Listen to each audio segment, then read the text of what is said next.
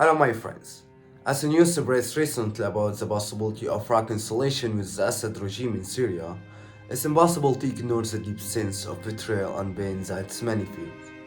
And how can there be peace when there are thousands of victims of this regime's brutality?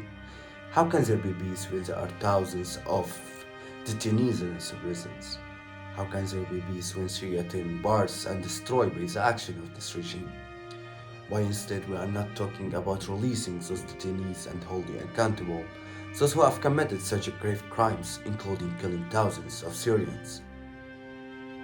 How can we even consider reconciling with a regime destroyed our cities and caused us to flee for our safety?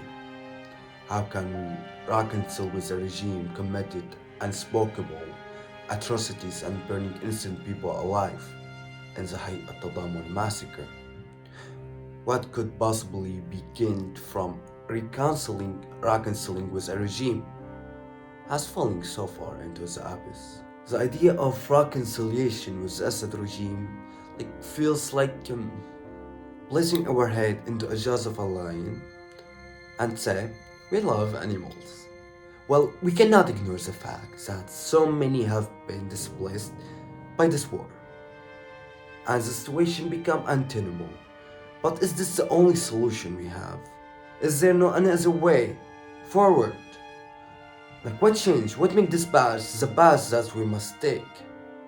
What do we say to the victims of the Assad regime's violence? That we have extended a hand to their killers? That their blood shed in vain? What do we tell to the detainees? To the mothers and fathers who have lost their sons and daughters? To all those who have sacrificed so much in the pursuit of free and just Syria? What do we tell them? Do we tell them that their case has been abandoned? What do we tell them? Do we tell them that their case has been buried in the dirt? What do we tell them?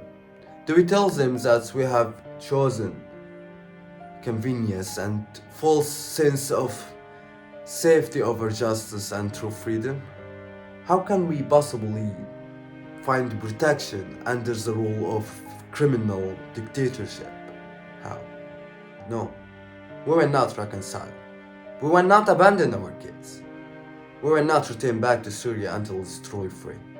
Until we can hold accountable those who have caused us so much harm and suffering. And until that time, we will remain fighting for justice and true freedom that all Syrians deserve. Mohammed NAJEM.